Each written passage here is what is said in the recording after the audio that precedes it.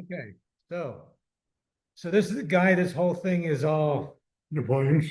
well, not to blame, but I call it Camp Gas because we kept starting to do that. Well, I started attending when it was at Gas Jerry's cabin. Yeah. And I would take up a little space on a floor the first few years and sleep on the floor in the cabin because that's all we Along had. with everybody else. Yeah. And then we had tents in the back. Yeah. Yeah. Finally, the neighbors decided we were too old and we got out of the tents and they gave us two houses. Yeah. So been a lot of fun. I don't know how many years it's been. I don't know how many years I've been coming. So, but anyway, Long time. a long time. So, so when did you first start this gathering for at your place? It was, I think, the early 90s. Oh, It wow. was after I went to Fort Hood to reunion with Barry McCaffrey and Jack Jeter and Ed Holtz and Skinny, Barry Spalding, Yeah. and Jim Echo. We went down there because Barry was a guest speaker. And after that, I had bought the place and was gradually trying to remodel it.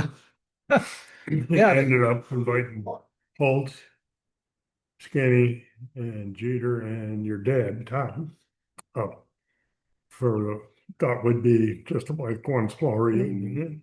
And every year since. Starts getting bigger and bigger. Yeah. Yeah, I had as high as 20 one time. Oh, okay. Well, In the tents. oh, that's a lot of people. Yeah. So, But a good time every time. but we're gonna I want to ask a few questions that we don't usually talk about so now it's very clear you were in Vietnam, but I wanted you to talk about maybe some of your more interesting excursions and tours that you took away from the bad stuff. You had a good tour guide. Yeah, your father. Apparently, yeah. Once he come out and got me out of the field, I was in like my 7th month. I was squad leader, a platoon sergeant, ran the platoon for a couple of weeks when we didn't have a lieutenant. I was back to platoon sergeant and he come and got me and said, "You're taking over supply." He wanted the supply sergeant to take my place in the field because he wasn't doing his job with supply. Which that guy went AWOL and we never heard from him. So then I learned there was a different world than the jungle with your father. We took some tours down to Saigon to get people that ended up in jail, but you'd always say they could stay an extra night. We'd go see the sights of Saigon. Oh, yeah, okay. And then there was a time after the company got hit pretty hard, we had to move the supply from Quan Loy to Phuc Binh. And we'd go, basically, it was dirt roads across the country. We were going, the first time we were getting ready to go, and I'm packing up the Jeep with the trailer, and he said, "What are you doing?" I said, "We're going with the convoy." He said, "We ain't going with the convoy." He said, "They'll get ambushed. They'll be pinned down half of the day." And that's exactly what happened. So the next day, he says, "We're going to go by ourselves." I said, "Really?" Well, after being in the jungle, it really didn't bother me that much. I thought, we can do this, no problem. It's dirt roads all the way, and we'd have to go by Anke, which was the headquarters for the first Cav. Okay. And there was an ice cream stand Mm, that he had to stop at. We got to get ice cream. I thought, well, this is a pretty good deal. yeah, Every time we went by, it was closed. yeah. Well, Then it was a miserable ride the rest of it because he wasn't happy.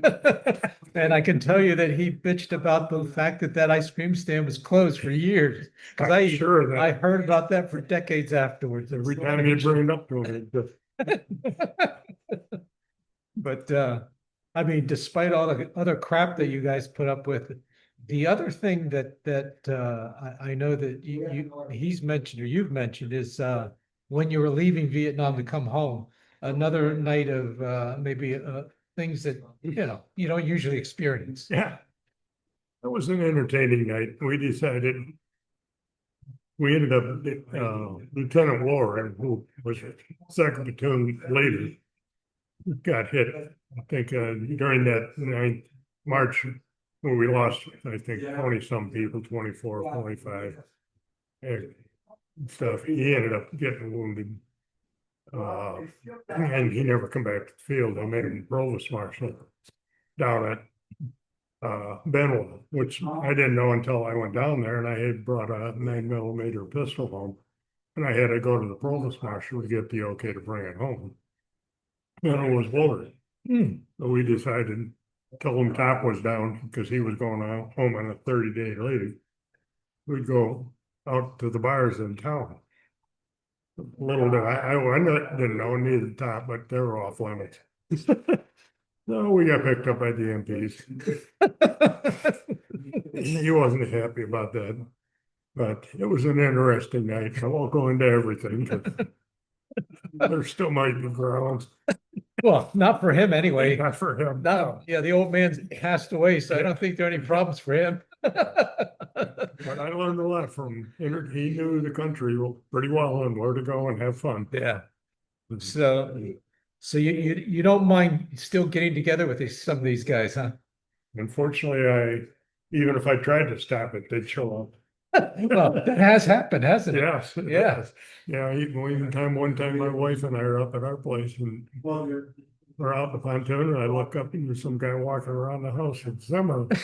He'd come to spend the night to go get blueberries. He thought he'd stay there and spend the night even if we weren't there. Well, it seems like you started something you can't stop no matter what. But I have a great time with everybody. Yeah. It's a bonding thing that you can't explain.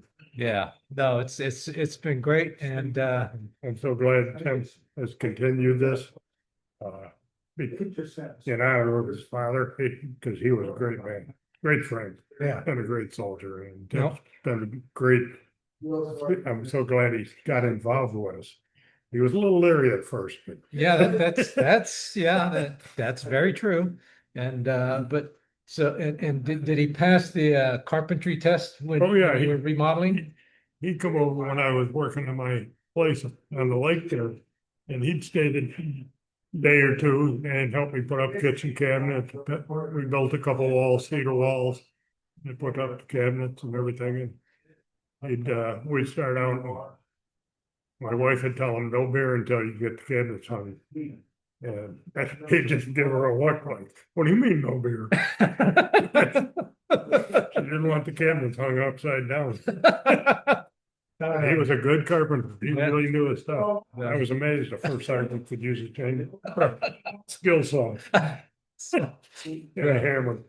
But well, hopefully a lot of good times passed and a lot of good times still to Yeah, continue. hopefully it continues. We'll do it as long as everybody's physically capable. Yeah, and The day is coming that we won't be able to. but not yet though, not yet. Not We're yet. we're still It's a healing thing for everybody here. yeah. So we will keep going with Camp Gast as long as we can. Yeah, All had a right. great time. Thanks, Yeah. Tim. Hey, thank you, Jerry. I really like the